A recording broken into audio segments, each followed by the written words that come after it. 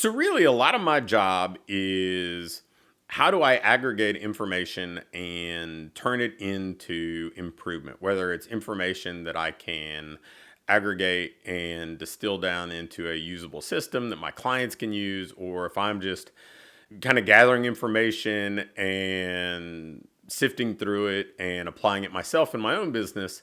And I think a lot of us are the same in that regard, but I don't necessarily know that everybody gets the outcome they want, even if they recognize that, well, yeah, that's what I do. I go learn a bunch of stuff and then I try to distill it down into something I can use and apply. So in my case, I sit in a really unique seat in my job, right? I've been coaching business owners for almost 20 years now. I've owned or co-owned almost 40 businesses in the fitness industry. And the number of people who have been in my coaching programs that have gone on to do amazing things in many ways, they've certainly gone further than I could ever hope to.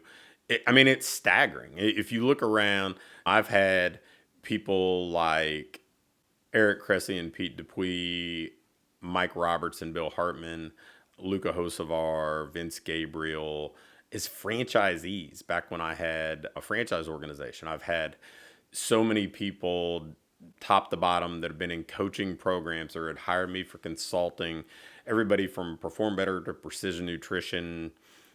And there are just so many people that I've been able to connect with in that way. And then there are a lot of people that frankly may not be as well known that are doing just as amazing stuff in their own world, whether it's kind of just being the premier destination in their local market in fitness or being behind the scenes for a business or a corporation or something. And these guys are all out here doing great work.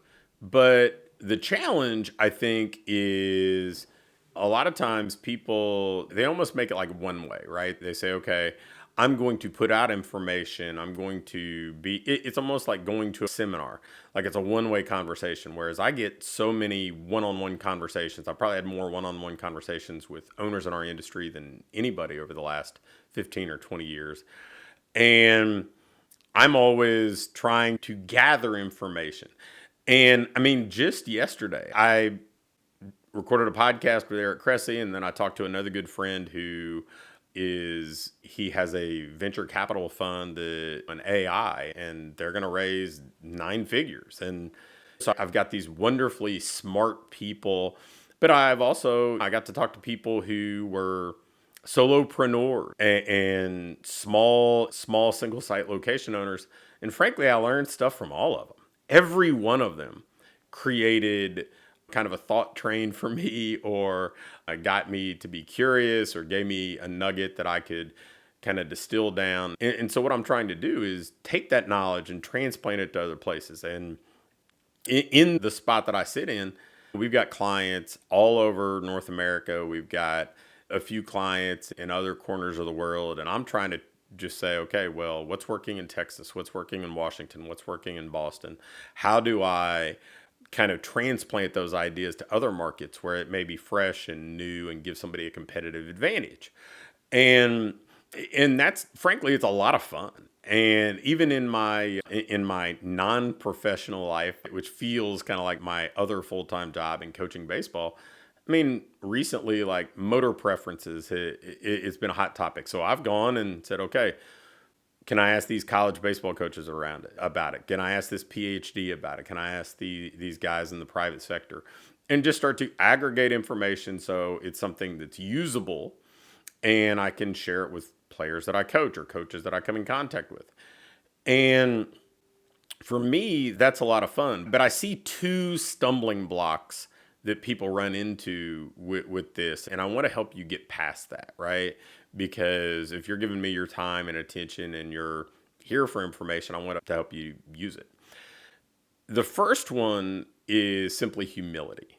There are plenty of people with big businesses or in leadership positions, or maybe not that far along, that think they have all the answers, or think they are too high up the ladder to take advice from other people. I mean, I had somebody recently tell me that they were too far ahead of the people in a particular coaching program, so it wasn't appropriate for them, even though they were probably like smack in the middle of the people in that program. And their business had been pretty stagnant and actually had lost ground prior to joining the program. And my guess is that's probably a big piece of why. It is not having the humility to say, man, we can learn from anybody. We can learn from the environment that we're in, the people who may be one step behind us, two steps behind us, as well as the people who are 10 steps ahead of us. And frankly, sometimes learning from the people who may not be as far along as us financially or whatever other professional metrics that we have, learning from them, I have found often maybe just as valuable in some ways, because if I trace back and say, you know what, there are a few pieces of my foundation that were missing, and that's what has prevented me from being able to build on top of it and grow. Well, some of those people that are still in those foundational stages may have figured it out, and it may be enough to jog something and really help you dial it in. So I think humility matters so much that, hey, I can learn from anywhere. I can learn from this, that, and it doesn't have to be in our industry. It doesn't have to be from somebody who's done 8 figures or 9 figures. They all, like, if you're attentive, everybody's got something they can teach you. And then the second piece of this that I think is a stumbling block for people is that they don't transfer knowledge to implementation or action. And you get a lot of people who jump on every podcast or Zoom or go to every seminar, and they just don't put things into action. I had a good friend who has since passed away, Sam Bakhtiar, who you may very well be familiar with. I mean, you can go back and find early episodes of this podcast where I interviewed Sam. And Sam was a good friend and a client who kind of epitomizes this one, right? He had a successful training studio in like Chino Hills, California, and then kind of ran into a few obstacles business-wise and decided he wanted to start a group training business. A boot camp is what we were calling it. And I mean, I was right alongside him. There was a Perform Better in Long Beach. Sam came over and he bought equipment that we loaded into the back of his car at Perform Better Long Beach. And that was the first boot camp. And at that point, Sam was getting around everywhere. He was going to every seminar, every conference that he could go to. He was kind of like a seminar tourist, if you will. And then all of a sudden, he just went radio silent, right? Like he stopped going, he stopped consuming and said, okay, now I've got enough information. I'm going to distill it down and execute. And I'd text him every now and again. And then before you knew it, I texted a couple times and I didn't get a response. I'm like, man, that's kind of odd. And then I was going to California and reached out, and an assistant had answered that number, and he said, hey, he's got another number so he could kind of be more focused and private. And then all of a sudden he called me like 2 minutes later, and we started talking about it. And he had grown to 4 locations in like the matter of a year and was doing 8 figures. And then it just snowballed.